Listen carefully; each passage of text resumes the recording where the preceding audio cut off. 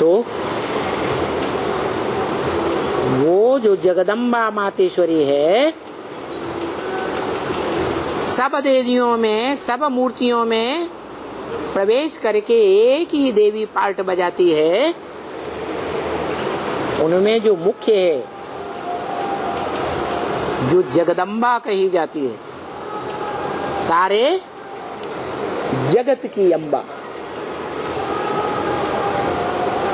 वो जगदम्बा में क्या खासियत है जो तामसी स्टेज धारण करके महाकाली के रूप में सारी दुनिया का संहार करा देती है? ऐसी शक्ति कहाँ से आई है? क्या पवित्रता की शक्ति है? लंबे समय तक बाप के साथ रही तो ठीक है, संग का रंग लिया, इंद्रियों से ही संग का रंग लिया, प्रैक्टिकल में लिया, लेकिन फिर क्या हुआ है?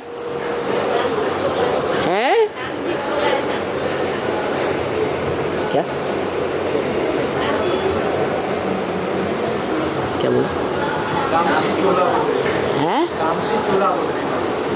तामसी चोला? मना तामसी चोला प्रजापिता का नहीं,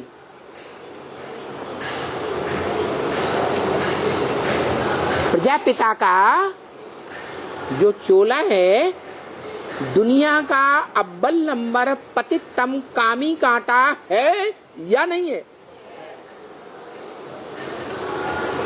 नहीं है तो वो तो 2 नंबर का है।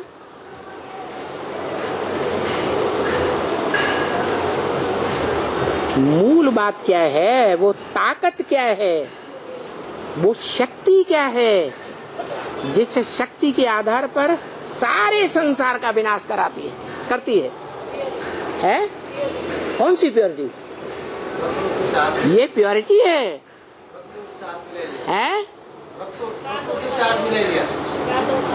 प्रकृति से हाथ मिला लिया?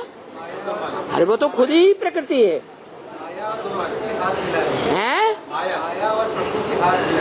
माया से हाथ मिला लिया, ठीक है। माया बाप की बड़ी बेटी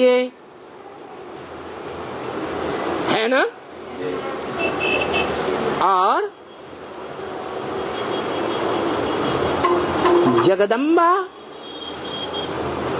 बाद वाली बड़ी बेटी के रूप में रचना तो नहीं है, लेकिन जगदम्बा तो पहली रचना है। जगदम्बा पहली रचना है और बड़ी बेटी माया बाद की रचना है कि पहली है? तो ज्यादा शक्तिशाली कौन है? जगदम्बा। लेकिन ये बड़ी बेटी के प्रभाव में कैसे आ गई है? प्रवेश करने की बात नहीं, हाथ मिलाने की बात है।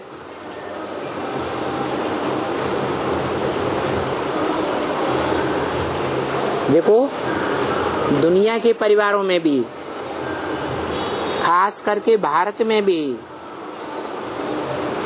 जो परिवार के मुखिया होते हैं, माता पिता, परिवार की पूरी बागडोर माता के हाथ में ही होनी चाहिए।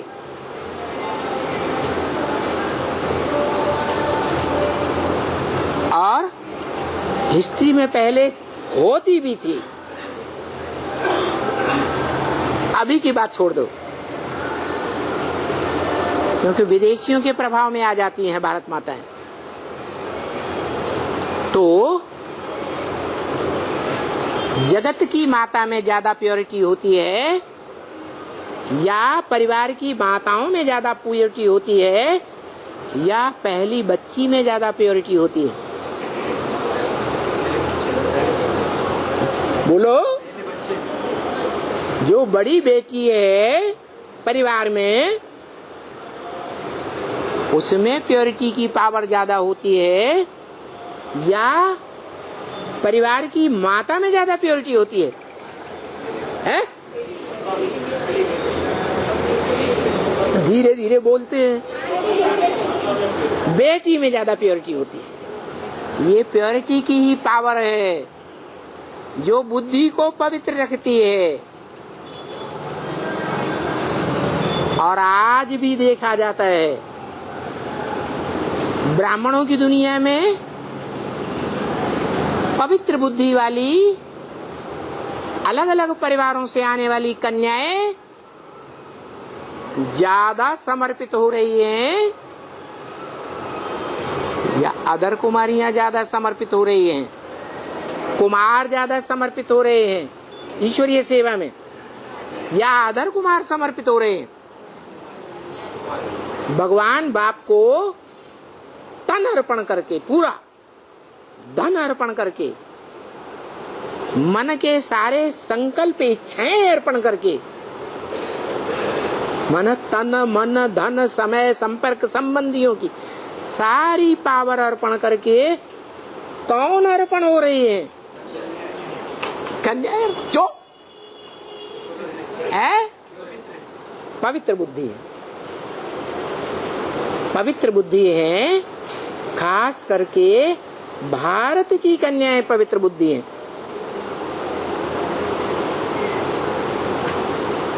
तो बुद्धि से समझ है या नहीं है बाप को पहचानने की? है? और दुनिया के बड़े बड़े विद्वान पंडित आचार्य और उनके द्वारा आचार्यों कृपाचार्यों भीष्म पितामह द्रोणाचार्यों के द्वारा बनाई हुई जो गवर्नमेंट है, वो गवर्नमेंट उन कन्याओं को सहयोग दे रही है कि विरोध कर रही है? विरोध कर रही है। उस गवर्नमेंट को चलाने वाले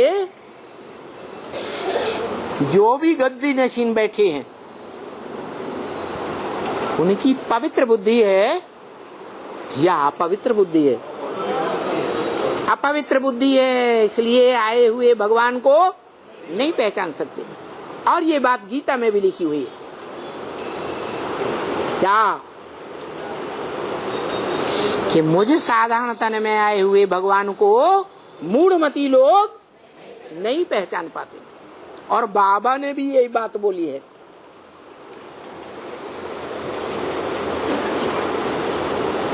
वेदवाणी में ब्रह्म वाक्य है, मुरली में क्या जब भगवान इस सृष्टि पर प्रत्यक्षता रूपी जन्म लेता है तो इस दुनिया के जो बड़े बड़े कहे जाने वाले हैं, महापुरुष महान पुरुष माने जाते हैं, वो महामूर्ख बन जाते हैं।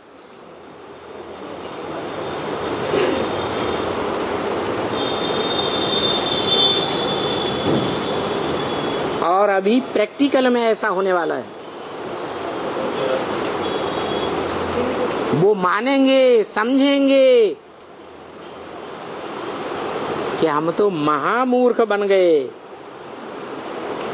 और महामूर्ख बन करके हमने अपने पैरों पर ही अपने आप कुल्हाड़ी मार ली।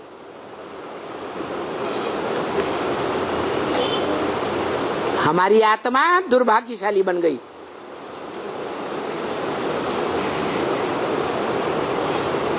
और जिनका हमने विरोध किया, अच्छी तरह से व्यवधान डाले, उनकी आत्मा भाग्यशाली बन गई।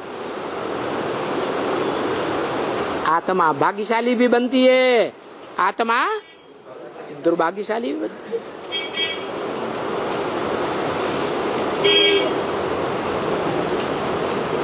तो ये बनने का,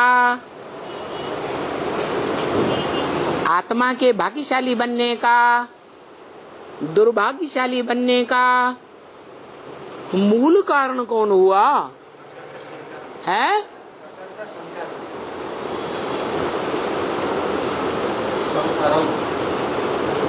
मूल कारण कौन हुआ?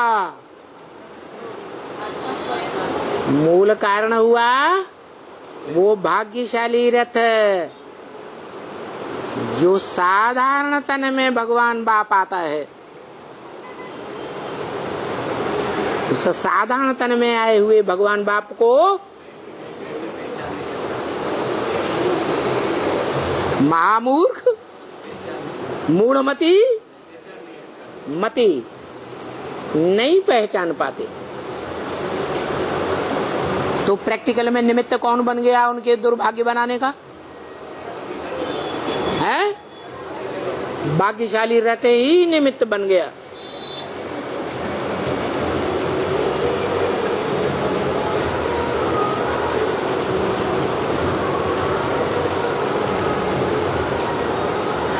न साधारण रहता, न गुप्त रूप में पार्ट बजाता,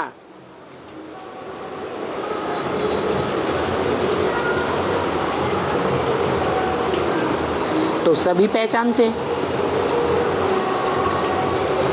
लेकिन ड्रामा ऐसा बन जाता है क्या कि जो भी इस दुनिया में धर्म पिताएं आए, समाज के पुराने पुराने धर्माधीशों ने, गद्दी नशीनों ने उन धर्म पिताओं का जोर शोर से विरोध करना शुरू कर दिया।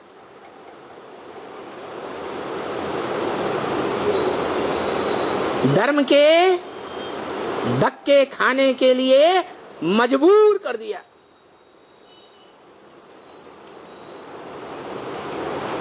बोलो, बुद्ध को मजबूर किया या नहीं किया?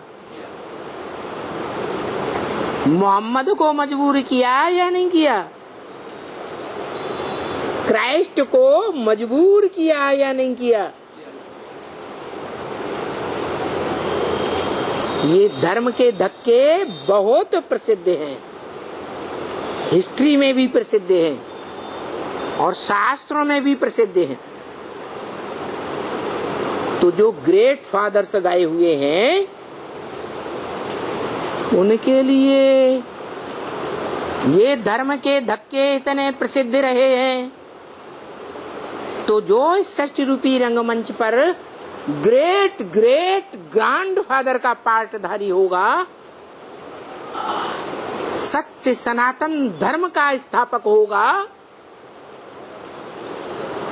धर्म पिता होगा,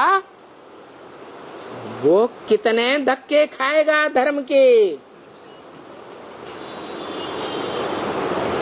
जो कवियों ने गाए हुए हैं, शिव दधीच हरिचंग नरेशा, सहे धर्म हित कोटि कलेशा।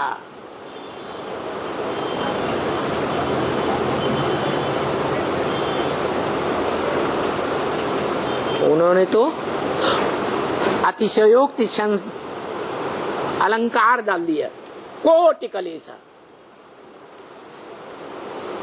करोड़ों दुख सहे। अरे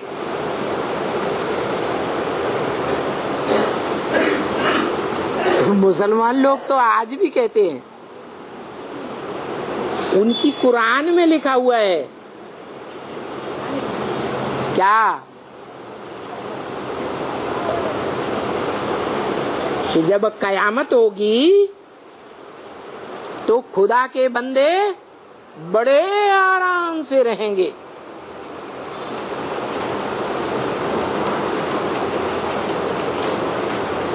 और ये क्या मान्यता हो गई, और ये क्या प्रैक्टिकल सच्चाई हो गई हिस्ट्री में, कि जो भी धर्म पिताएं आए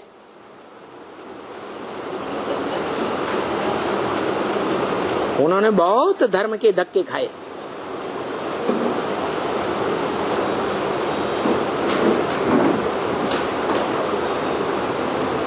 तो क्या भगवान का बच्चा प्रैक्टिकल में धर्म की स्थापना सद्धर्म की करेगा और संसार में सच्चा साबित होगा एकमात्र भगवान का बच्चा सद्गुरु के रूप में।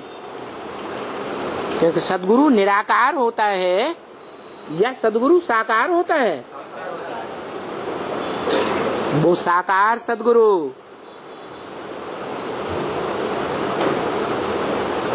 ऊंच ते ऊंच भगवंत का बच्चा, बापों के बाप का बच्चा।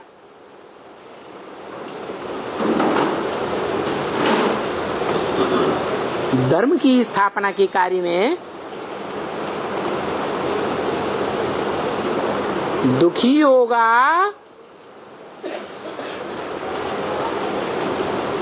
मन बुद्धि के द्वारा, या भगवान का बच्चा मन बुद्धि के संकल्पों में प्रसन्न रहेगा। हैं? प्रसन्न रहेगा। ये तो दो बातें हो गई। दुनिया में, शास्त्रों में, पुराणों में, हिस्ट्री में ये ही बात सच्ची है कि जो भी धर्म की स्थापना करते हैं उन्हें धर्म के धक्के जरूर खाने पड़ते हैं, बहुत दुख सहन करने पड़ते हैं।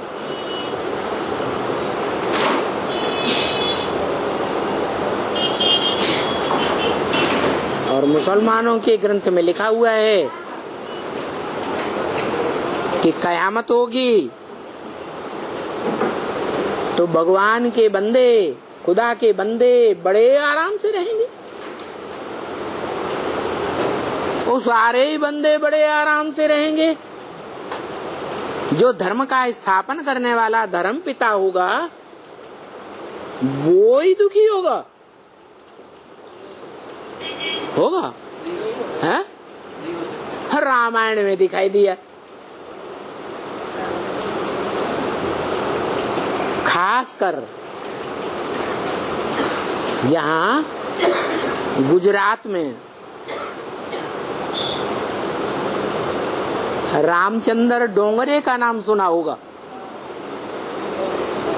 रामायण की कथा करते थे। लाखों लाख पब्लिक इकट्ठी होती थी। बड़े बड़े पंडाल लगाए जाते थे। दूर दूर तक लाउड स्पीकर की आवाज जाती थी। दूर में बैठने खड़े होने वाले लोग बेचारे उनका चेहरा भी सही तरीके से नहीं देख पाते थे, इतनी दूर बैठते थे। और वो जब कथा करते थे राम की तो जार जार रोते थे और सारी पब्लिक को रुला देते थे। हाय हमारे भगवान राम ने कितने दुख सहे।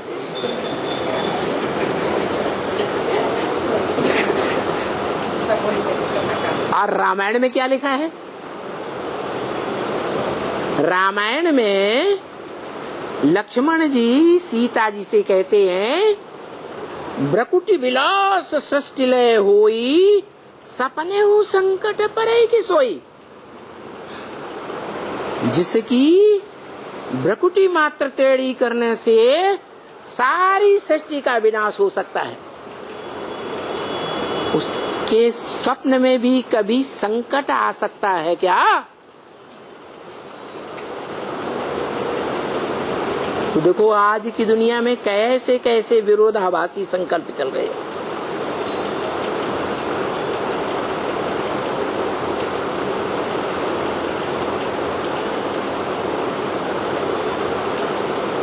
आत्माओं का बाप जो निराकारी ज्ञान का भंडार है, वो अपने बड़े बच्चे मनुष्य सृष्टि के बाप को अपना सारा वर्षा तिरोहित कर देता है, ज्ञान का अखूट भंडार दे देता है।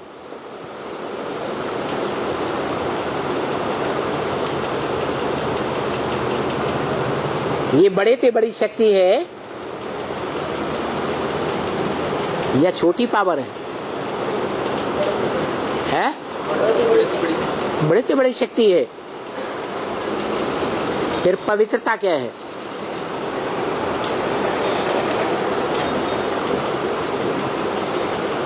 है? पवित्रता बड़े से बड़ी शक्ति नहीं है।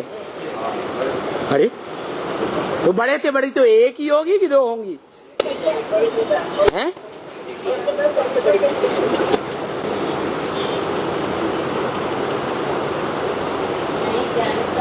जो सत्य है वो अडिग है, अडोल है। सत्य सनातन धर्म अडिग है।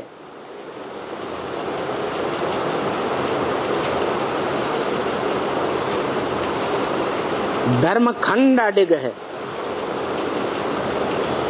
जहाँ ये धर्म फैलता है, स्थापन होता है।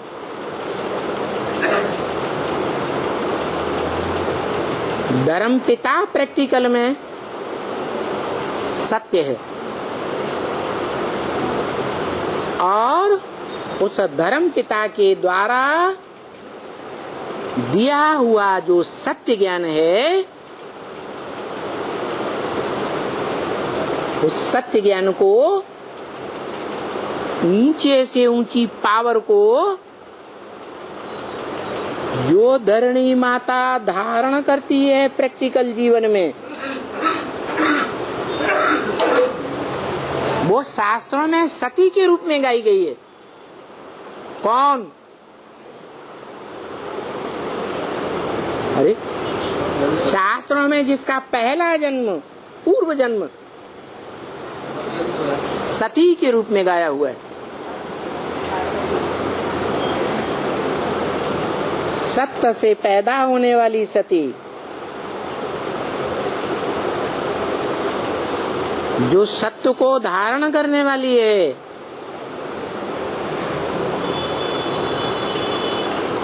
तो सती और सत्य क्या? God is truth. वो ही एक सत्यम शिवम सुंदरम।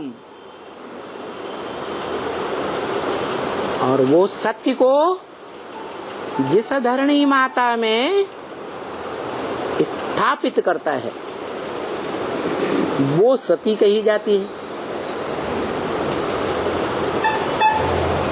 तो दोनों की पावर बराबर या कम ज्यादा है? इसलिए उस स्वरूप में दोनों का मेल अर्धनारीश्वर दिखाया जाता है।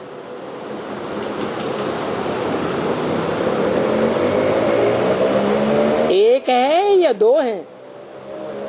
है? लेकिन देखने में एक व्यक्ति आ रहा है या दो आत्माएं हैं? दोनों के संकल्प एक हैं या अलग अलग हैं? एक है ना। स्वभाव संस्कार एक हैं या अलग अलग हैं? एक हैं। इसलिए सत्य हैं।